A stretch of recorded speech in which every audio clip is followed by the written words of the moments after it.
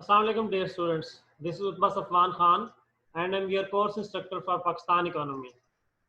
Students, this is lecture number 6, week number 6, and today we are going to discuss about industrial policy. जी students,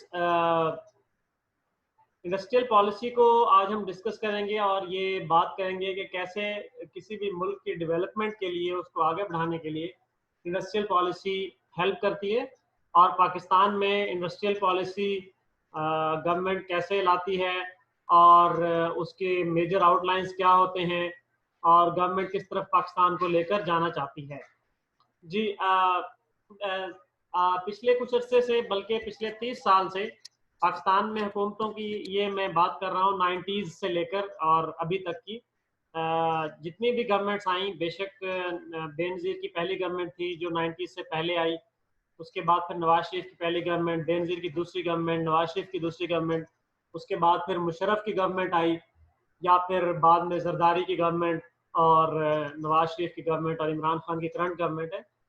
तो ये observe किया गया कि पाकिस्तान की इकोनॉमी में स्ट्रक्चरल चेंजेस गवर्नमेंट लाना चाहती है।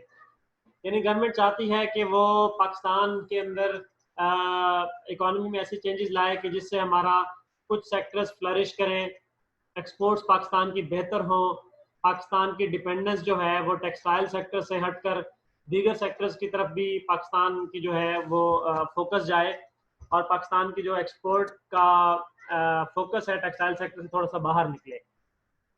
लेकिन इन सब चीज़ों के बीच एक डिस्कशन और एक डिबेट बहुत अहम है कि इंडस्ट्रियल पॉलिसी की ज़रूरत क्यों है, क्यों गवर्नमेंट को एक गाइडलाइन देने की ज़रूरत है या एक पॉलिसी बनाने की ज़रूरत है जिससे इंडस्ट्री डेवलप करे। एग्रीकल्चर सेक्टर ऑलरेडी पाकिस्तान का किसी हद तक डेवलप्ड सेक्टर है। डेवलप्ड इस लिहाज से कहूँगा, वैसे तो वैल्यू एडिड चीज़ें प्रोवाइड नहीं कर रहे, तो इस तरह से कि हम फूड के मामले में सेल्फ सफिशिएंट हैं काफ़ी हद तक। हमारी स्टेपल डाइट जो है वीट या गंदम वो ऑलरेडी प्रोड्यूस होती है। उसके अलावा हम लोग टेक्सटाइल से एक्सपोर्ट्स भी कुछ ना कुछ कर लेते हैं। तो इंडस्ट्रियल पॉलिसी की ज़रूरत क्यों पड़ती है और इंडस्ट्रियल पॉलिसी कैसे बनाई जाती है, इसके बारे में आज हम डिस्कशन करेंगे। जी, इंडस्ट्रियलाइजेशन जो है ये बहुत हैविली डिपेंड करती है इस चीज़ पर कि इंडस्ट्रीज़ के पास ऐसी वर्क फोर्स हो, ऐसे लोग हों जो स्किल्ड हों, जो काम कर सकें, जिनको काम करना आता हो, और इसके साथ ही इनोवेशन होती है और फिर इंडस्ट्री आगे बढ़ती है। तो ये इंडस्ट्री का आगे बढ़ना कैसे पॉसिबल होगा, इसको हम रीड करेंगे। ये आर्टिकल है आज की डिस्कशन में। ये आर्टिकल आज से 3-4 माह पहले लिखा गया जब पाकिस्तान में कोरोना का क्राइसिस नहीं आया था। कोरोना क्राइसिस बिल्कुल एक नया क्राइसिस है, specially economic point of view से, क्योंकि हम इकोनॉमी के स्टूडेंट्स हैं। तो ये हमारी अंडरस्टैंडिंग के लिए ज़रूरी है कि हम समझें कि कोरोना का इकोनॉमिक इम्पैक्ट क्या है, जो ऑफ कोर्स ह्यूज है। अमेरिका के बारे में न्यूज़ ये है कि वहाँ शायद 4 करोड़ के आसपास लोग अनएम्प्लॉयड हो गए हैं, कि उनकी एम्प्लॉयमेंट चली गई है जब से ये कोरोना का लॉकडाउन शुरू हुआ है। पाकिस्तान में भी बहुत बड़े पैमाने पर अनएम्प्लॉयमेंट हुई है, स्पेशली जो हमारी इनफॉर्मल इकोनॉमी है या अनडॉक्यूमेंटेड इकोनॉमी है, उसको बहुत ज़्यादा नुकसान हुआ है लॉकडाउन के दौरान। और शायद यही वजूहत थी जिसकी वजह से गवर्नमेंट ने उनके लिए एक इकोनॉमिक पैकेज का भी ऐलान किया है, जिसके तहत 12,000 रुपये हर फैमिली को मिल रहे हैं और तकरीबन 100 अरब रुपए गवर्नमेंट इस मामले पर स्पेंड कर चुकी है। और खबरें ऐसी हैं कि गवर्नमेंट 150 अरब रुपए टोटल स्पेंड करेगी इस मामले पर, लोगों को हेल्प करने के मामले पर। अमेरिका में भी लोग हुकूमत की इमदाद पर आ चुके हैं, बहुत बड़ी तादाद में। मैंने आपको बताया 4 करोड़ लोग हैं जो अनएम्प्लॉयड हो गए हैं। तो ये तो क्राइसिस, करंट क्राइसिस है। लेकिन इससे पहले अगर हम जाएं, हिस्ट्री पर जाएं, 4 महीने पहले पर जाएं, जब ये शुरू नहीं हुआ था, ये क्राइसिस शुरू नहीं हुआ था, जब ये कोरोना ने इकोनॉमीज को हिलाना शुरू नहीं किया था, तो उस वक्त क्या मसला था पाकिस्तान की इकोनॉमी के साथ, पाकिस्तान की इकोनॉमी कैसे चल रही थी। आपको मालूम है कि लास्ट गवर्नमेंट के दौर में पाकिस्तान की इकोनॉमी ग्रो कर रही थी अराउंड 4% के लिहाज से, अराउंड 5% के लिहाज से 4.8% ग्रोथ थी। तो उसके बाद लास्ट गवर्नमेंट के आखिरी साल में थोड़ा सा पॉलिटिकल इंस्टेबिलिटी रही जिसकी वजह से इकोनॉमिक ग्रोथ स्लो हो गई, और करंट गवर्नमेंट के दौर में भी इकोनॉमिक ग्रोथ स्लो रही। और इस स्लो होने की वजह क्या है, क्यों इकोनॉमी स्लो हो गई? क्या ये एकदम से कोई मसला ऐसा था जो सामने आ गया, हुकूमत के तब्दील होने से सामने आया, या मे बी जिस तरह सियासी नारे लगाए जाते हैं कि पिछली गवर्नमेंट बहुत से मसाइल छोड़ कर गई थी, या एक और सियासी नारा लगाया जाता है कि करंट गवर्नमेंट शायद इस काबिल नहीं थी कि वो मैनेज कर सके, तो इल्ज़ाम पिछली गवर्नमेंट पर लगाएं या नई गवर्नमेंट पर लगाएं, या एक अच्छे डॉक्टर की तरह जो कि, या एक अच्छे फिजिशियन की तरह जो कि बीमारी की तह तक पहुंचता है, उसकी तरह हम सोचें। तो इकोनॉमी के स्टूडेंट्स के तौर पर ये हमारे लिए बेहतर है कि हम सोचें कि इस मामले की वजह क्या है, क्यों पाकिस्तान की इकोनॉमी ज़्यादा तेज़ी से ग्रो नहीं कर पा रही, और क्या मसाइल हैं। तो इसका एक मसला जो है वो इंडस्ट्रियल पॉलिसी के अंदर छुपा हुआ है। पाकिस्तान, मैंने जैसे कि आपको पहले बताया कि पिछले 30 साल से एडजस्टमेंट्स से गुजर रहा है, पाकिस्तान की इकोनॉमी एडजस्टमेंट से गुजर रही है, इकोनॉमी एडजस्टमेंट्स की जा रही है ताकि इकोनॉमी बूम कर सके। लेकिन उसके बावजूद शायद हमारी इकोनॉमी का जो ढांचा है या जो स्केलेटन है वो इतना वीक हो चुका है कि वो इंडस्ट्रियलाइजेशन को बोझ उठा ही नहीं सकता। मिसाल दूंगा, क्या हमारी यूनिवर्सिटीज़ इंडस्ट्री के लिए अच्छे लोग प्रोड्यूस कर रही हैं? इंडस्ट्रीज को जो रिसर्च एंड डेवलपमेंट की ज़रूरत है उसके लिए अच्छे रिसर्चर्स हमारी यूनिवर्सिटीज़ प्रोड्यूस कर रही हैं, जिसको बाद में इंडस्ट्रीज अपने पास ले लें और उनकी बेस पर अच्छी रिसर्च एंड डेवलपमेंट करें। क्या हमारे इंडस्ट्रीज में ये कल्चर है कि अच्छा रिसर्च एंड डेवलपमेंट पर स्पेंडिंग की जाए?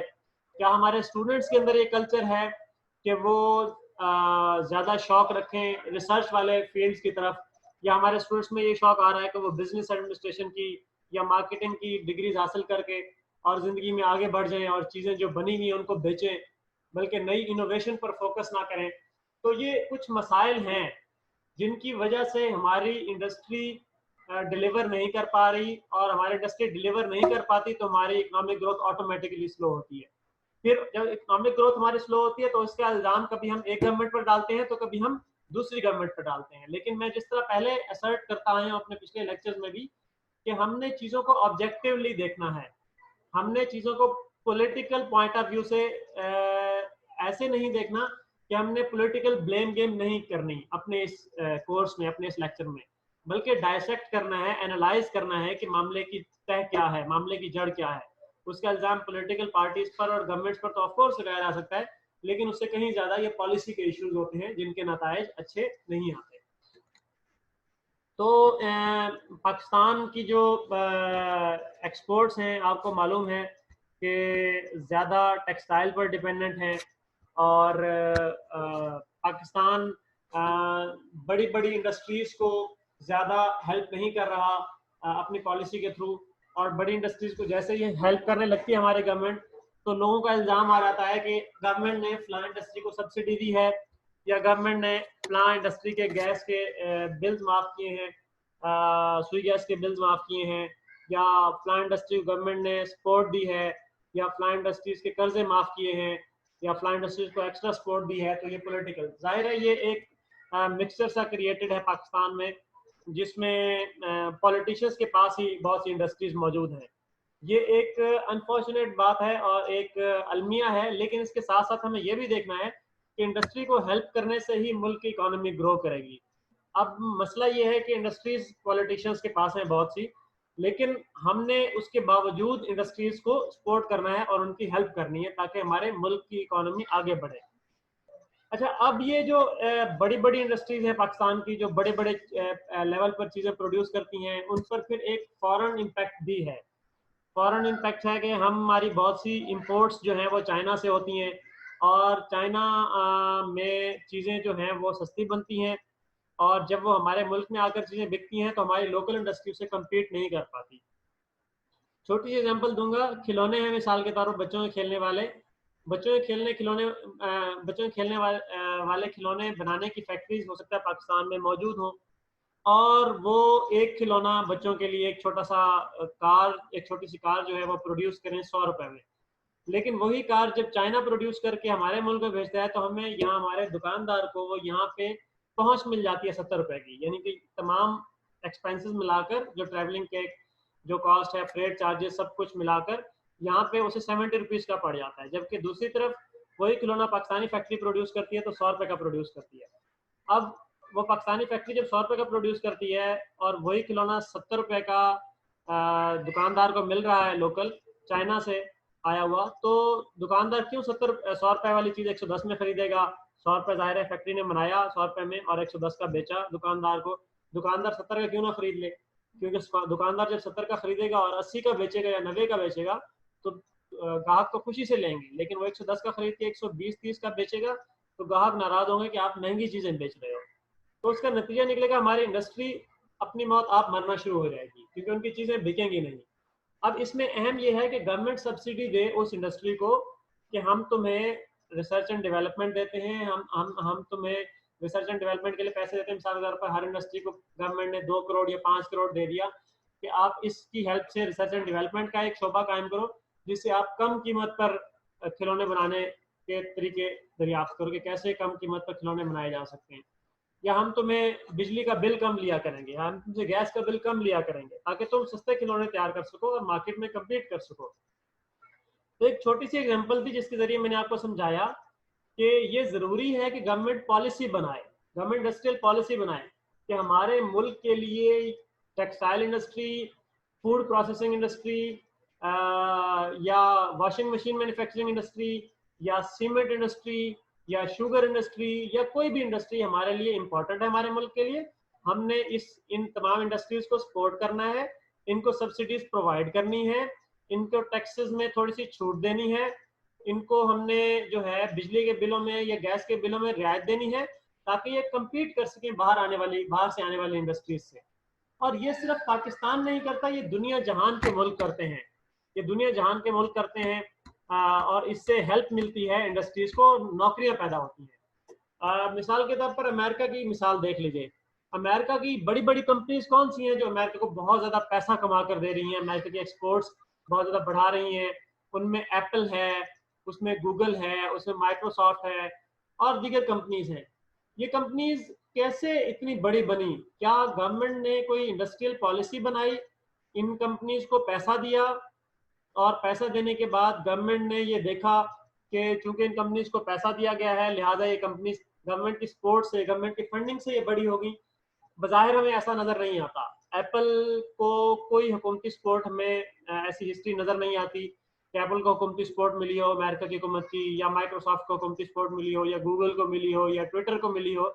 लेकिन हम एक चीज वाज़े तौर पर देख सकते हैं कि अमेरिकन गवर्नमेंट ने अमेरिका में ऐसा कल्चर डेवलप किया, जिस तरह सिलिकॉन वैली है, जिस तरह एक रिसर्च एंड डेवलपमेंट है सेमीकंडक्टर्स में, जिस तरह ये तमाम चीज़ें सॉफ्टवेयर की तरफ एजुकेशन को प्रमोट किया गया, सॉफ्टवेयर डेवलपर्स पैदा किए उनके यूनिवर्सिटीज़ ने, उसका एंटरप्रेन्योर्स पैदा किए उनकी यूनिवर्सिटीज़ ने। उसका नतीजा ये निकला कि हमारे सामने बिल गेट्स आया, हमारे सामने स्टीव जॉब्स आया, हमारे सामने मार्क ज़करबर्ग आया। तो ये हमारे सामने ये लोग आए जो कि एंटरप्रेन्योर्स थे, जिन्होंने हालात का भी फायदा उठाया और दुनिया भर की बड़ी बड़ी आईटी कंपनीज खड़ी कर दी। अब इसके पीछे भी गवर्नमेंट की कोई ना कोई सपोर्ट है, अगर डायरेक्ट नहीं तो इनडायरेक्ट सपोर्ट जरूर है। और ये सिर्फ अमेरिका के लिए बात नहीं, बल्कि ये बात जर्मनी के लिए भी है, दीगर मुल्कों के लिए भी है कि उन मुल्कों ने अपने मुल्क में जो है वो ऐसी पॉलिसीज अपनाई जिससे मुल्क की इंडस्ट्री को फरोग मिला, जॉब्स पैदा हुई। और अभी अगर आप देखें कि गल्फ के कंट्रीज हैं, सऊदी अरब की एग्जांपल देख लें, सऊदी अरब की हैवी डिपेंडेंस है ऑयल पर। अभी सऊदी अरब की गवर्नमेंट ये कोशिश कर रही है पिछले कुछ सालों से कि वो अपनी डिपेंडेंस ऑयल से हटाए और दीगर इंडस्ट्रीज की तरफ लाए। लेकिन साथ साथ ये भी अहम है कि वो ऑयल की इंडस्ट्री को भी प्रिजर्व करें, ऑयल की इंडस्ट्री को कमजोर ना होने दें, दीगर इंडस्ट्रीज को बढ़ाएं लेकिन उसको कमजोर ना होने दें। तो एक चीज जो ऑलरेडी मौजूद है एक कंट्री में, एक इंडस्ट्री जो ऑलरेडी मौजूद है एक कंट्री में, उस इंडस्ट्री पर फोकस किया जाए, उसको सब्सिडीज दी जाए, उसको डेवलप किया जाए, उसकी रिसर्च एंड डेवलपमेंट के लिए उन्हें पैसे दिए जाए, उनकी सपोर्ट किया जाए, सब्सिडीज दी जाए, उसके साथ साथ दीगर इंडस्ट्रीज को भी डेवलप किया जाए। और अफ्रीका के कंट्रीज हैं वो भी इस तरफ सोच रहे हैं, और कि ये इंतहाई अहम है कि ये इंडस्ट्रीज को कैसे सपोर्ट किया जाए। अच्छा स्टूडेंट्स, दो और मामलात हैं जिनकी बेस पर, एक तो मैंने बताया कि गवर्नमेंट इंडस्ट्रीज के लिए पॉलिसीज बनाए, उनको subsidies they, research and development के लिए पैसा लगाए, यूनिवर्सिटीज़ के अंदर ऐसी एजुकेशन प्रोवाइड करे, ऐसे डिसिप्लिन की तरफ, ऐसे फील्ड्स की तरफ, ऐसे डिग्रीज की तरफ स्टूडेंट्स माइल हों, हुकूमत माइल करे, स्कॉलरशिप्स दे जिनसे इंडस्ट्रीज ग्रो करती हैं। एक तो उसका हेल्प आएगा। दूसरा जो एक इम्पॉर्टेंट दो और फैक्टर्स इसमें बहुत इंपॉर्टेंट है इंडस्ट्री ग्रो करने के लिए, उसमें एक फिस्कल पॉलिसी है और एक मॉनेटरी पॉलिसी है। हमने अपने इस पाकिस्तान इकोनॉमी कोर्स में फिस्कल पॉलिसी और मॉनेटरी पॉलिसी दोनों को डिस्कस करना है पाकिस्तान के पर्सपेक्टिव से, लेकिन आपको मुख्तसरन बताता चलूँ तो इनमें से एक पॉलिसी डील करती है कि आप कैसे इंटरेस्ट रेट लगाते हो, कि आप कितना इंटरेस्ट रेट प्रोवाइड करते हो इंडस्ट्रीज को, और जिसकी बेस पर वो लोनिंग कर सकती हैं और यानी लोन ले सकती हैं बैंक से। और दूसरा ये डिसाइड करते हैं कि आप कैसे अपना मनी एक्सचेंज रेट या करेंसी एक्सचेंज रेट डिसाइड करते हो। अब इन दोनों का हमारी इंडस्ट्री पर क्या इम्पैक्ट है। अमेरिका की मिसाल दूंगा थोड़ी सी, कि अमेरिका ने 1970s के आखिर में और 80s के मिड तक एक पॉलिसी बनाई। उस पॉलिसी के तहत अमेरिका की जो कार मैन्युफैक्चरिंग कंपनीज थी, उन कंपनीज की प्रोडक्शन कम हो गई और जापान से जो आने वाली कारें थी वो अमेरिकन अवाम को सस्ती मिलना शुरू हो गई। मिसाल के तौर पर अगर पाकिस्तान अपनी करेंसी का रेट बढ़ा देता है, मिसाल दे रहा हूँ, अगर पाकिस्तान अपनी करेंसी का रेट बढ़ा देता है, यानी कि $1 फिलहाल $160 का मिल रहा है, अगर $1 $160 की जगह सिर्फ $60 का मिलना शुरू हो जाए, अब उसका हमारी एक्सपोर्ट्स पर क्या फ़ायदा होगा और हमारी इंपोर्ट्स पर क्या फ़ायदा होगा। हमारी एक्सपोर्ट्स हमारे करेंसी का रेट बेहतर होने से कम होंगी और हमारी इंपोर्ट्स जो हैं वो ज़्यादा होंगी। उसका नतीजा ये निकलेगा कि दूसरे मुल्कों से जो इधर चीज़ें आने वाली हैं वो ज़्यादा कम कीमत पर यहाँ पे मिल जाएंगी और हमारी अपनी इंडस्ट्री को नुकसान पहुँचेगा। तो अमेरिका की अपनी कार मैन्युफैक्चरिंग इंडस्ट्री को नुकसान पहुँचा, और जो जापान से आने वाली कार थी अमेरिकन को सस्ती मिलना शुरू हो गई। तो एक तो करेंसी का रेट है, एक्सचेंज रेट है, जिसको एडजस्ट करके आप अपने मुल्क की इंडस्ट्री को हेल्प करते हो, कि आप कैसे करेंसी के रेट को थोड़ा सा गिराओ, अपनी करेंसी को थोड़ा सा डिवैल्यू करो, उस करेंसी के रेट को, एक्सचेंज रेट को गिराओ, और गिराने के बाद ऑटोमेटिकली आपकी एक्सपोर्ट थोड़ी थोड़ी बढ़ना शुरू हो जाएंगी, आपको फायदा होना शुरू हो जाएगा। अब आप एग्जांपल लें कि पाकिस्तान की करंट गवर्नमेंट के बाद आने के बाद जैसे कि डॉलर का रेट बेहतर हुआ है और पैसे का रेट गिरा है, अब उसका एक बहुत बड़ा बेनिफिट ये हुआ है पाकिस्तान की एक्सपोर्ट्स को, कि पाकिस्तान की एक्सपोर्ट्स बेहतर होना शुरू हो गई है। मेरे कुछ स्टूडेंट्स हैं जो टेक्सटाइल इंडस्ट्री में भी जॉब करते हैं। पिछले सेमेस्टर में या उससे पिछले सेमेस्टर में जब मैं उन्हें पढ़ाया करता था, तो वो बताते हैं कि सर यकीन करें, डॉलर का रेट बेहतर होने से और रुपए का रेट गिरने से, यानी कि $1 के $1 के $160 मिल रहे हैं, उसका बहुत ज्यादा फायदा हुआ है और हमारे एक्सपोर्ट बहुत ज्यादा बढ़ गई है टेक्सटाइल की। तो एक्सपोर्ट्स बढ़ जाती हैं जब आपकी करेंसी का रेट गिरता है। तो एक तो गवर्नमेंट इस तरीके से करेंसी के रेट को मैनेज करके अपनी एक्सपोर्ट्स बढ़ा सकती है और अपनी इंडस्ट्री को हेल्प कर सकती है। दूसरा जो एक इम्पॉर्टेंट फैक्टर है वो है कि आप इंटरेस्ट रेट को मुल्क में क्या रखते हैं। मिसाल के तौर पर स्टेट बैंक ने जब से कोरोना क्राइसिस आया है तो इंटरेस्ट रेट को थोड़ा सा गिराया है, जो कहीं 12-13% के आसपास था, अब शायद 8-9% पर पहुंच चुका है। तो इंटरेस्ट रेट का अब इंडस्ट्रियलाइजेशन से क्या ताल्लुक है। ये इसी तरह है कि अब स्टेट बैंक ने मिसाल के तौर पर इंटरेस्ट रेट कर दिया है 5%, जो स्टेट बैंक ने डिसाइड किया कि 5% इंटरेस्ट रेट मुल्क में चलेगा। अब इसका मतलब है कि जो भी बैंक से एक $100 लोन लेगा, उसे साल बाद $105, ₹105 उसे वापस करने होंगे ₹100 के रिटर्न में। दूसरी तरफ स्टेट बैंक एक और पॉलिसी लाता है बाद में, या उस मामले के बाद में, कि वो 15% या 15% इंटरेस्ट रेट रखता है। तो 15% इंटरेस्ट रेट का मतलब ये है कि आप ₹100 अगर किसी बैंक से लोन लोगे तो आपको ₹115 वापस करने पड़ेंगे। तो मुझे बताइए कि जो इंडस्ट्रीज जो कि बैंक से लोन लेकर अपना काम चलाती है, मिसाल के तौर पर टेक्सटाइल इंडस्ट्री है, उसको धागा खरीदना है, धागा खरीद कर कपड़ा बनाना है, कपड़ा बनाकर उसकी शर्ट्स बनानी है और शर्ट्स बनाकर उनको एक्सपोर्ट कर देनी है अमेरिका में या यूरोप में। अब अगर उनको 100 रुपए आज अगर वो लेते हैं और साल बाद 105 रुपए देने पड़ते हैं, 105 rupees, and if they earn 20 rupees out of that 100 rupees के, वो 100 रुपीज लोन लेते हैं बैंक से और उससे 20 रुपीज वो प्रॉफिट अर्न कर लेते हैं। वो 100 रुपीज का धागा खरीदते हैं, उनसे कपड़ा बनाते हैं, शर्ट बनाते हैं और शर्ट बना के एक्सपोर्ट करते हैं और 20 रुपीज उन्हें प्रॉफिट हो जाता है, 120 उनकी जेब में आ जाते हैं। तो उसमें से 5 रुपीज वो वापस कर देंगे बैंक को और 15 रुपीज अपनी पॉकेट में रख लेंगे, जिससे वो अपना एक्सपेंस भी पूरा करेंगे, बाकी सब कुछ।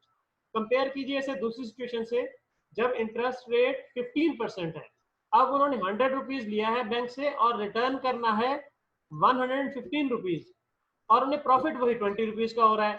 तो 100 रुपीज पर 20 का प्रॉफिट हुआ, 20 में से उन्होंने सीधा सीधा 15 रुपीज तो बैंक को वापस कर दिया लोन के इंटरेस्ट की सूरत में। तो बाकी 5 रुपीज में वो कैसे अपना एक्सपेंस भी बेयर करेगा, एम्प्लॉयज को सैलरीज भी देगा और उसके साथ साथ वो अपने प्रॉफिट भी अर्न करेगा। तो इंडस्ट्रियल डेवलपमेंट जो है, इंडस्ट्रियल ग्रोथ जो है वो स्लो हो जाती है अगर इंटरेस्ट रेट ज्यादा हो मुल्क में। तो ये दो और फैक्टर्स मैंने आपको बताए, एक तो पॉलिसी गवर्नमेंट अच्छी बनाए, पहला फैक्टर जो मैंने आपको बताया था, पॉलिसी अच्छी बनाए, सब्सिडीज दे, टैक्स में रियायत दे, यूनिवर्सिटीज में ऐसी एजुकेशन को प्रमोट करे जो रिसर्च एंड डेवलपमेंट करवाएं, रिसर्च एंड डेवलपमेंट के लिए फंड्स प्रोवाइड करें मुख्तलिफ इंडस्ट्रीज को, इससे जॉब्स क्रिएट होंगी। और ये एक तो ये हेल्प कर सकती है गवर्नमेंट अपनी इंडस्ट्रीज को। दूसरी हेल्प गवर्नमेंट, दूसरी और तीसरी हेल्प ये कर सकती है कि अपने जो करेंसी एक्सचेंज रेट है उसको एडजस्ट करें, ऊपर नीचे करें उससे, ताकि एक्सपोर्ट्स बेहतर हो, इंपोर्ट्स कम हो, आपकी लोकल इंडस्ट्री ग्रो करे। और लास्टली जो है वो इंटरेस्ट रेट को गवर्नमेंट कैसे एडजस्ट करती है, स्टेट बैंक कैसे एडजस्ट करता है। सो industrial policy is very important for growth of industry in any country, specially in countries like Pakistan जो अभी ग्रो कर रहे हैं, जिनके चैलेंजेस मैनीफोल्ड हैं। और पॉलिटिशियंस पर, एक पॉलिटिकल पार्टी पर या दूसरी पॉलिटिकल पार्टी पर इल्जाम लगाना आसान है, लेकिन इसको डीप डाउन जाकर इसको रीड करना, स्टडी करना, डायसेक्ट करना, ये हमारे लिए ज्यादा इंपॉर्टेंट है। तो ये पॉलिसी है जिसका आउटकम अच्छा या बुरा निकलता है, बजाय इसके के जो पॉलिटिशियंस होते हैं या इस तरह की चीजें होती हैं। तो this was all about today, very interesting lecture. और इसका मैं लिंक भी आपके पोर्टल पर पोस्ट कर दूंगा इस आर्टिकल का। इस आर्टिकल को रीड कीजिए, लेक्चर को सुनिए, और कोई क्वेश्चन हो तो आप डिस्कशन टाइम के दौरान मेरे से डिस्कस कीजिए। इसकी असाइनमेंट भी इंशाल्लाह अपलोड कर दी जाएगी आपके लेक्चर के फौरन बाद, तो उसको भी टाइम पर सबमिट करा दीजिएगा। Thank you very much students, see you next week इंशाल्लाह। अल्लाह हाफिज़।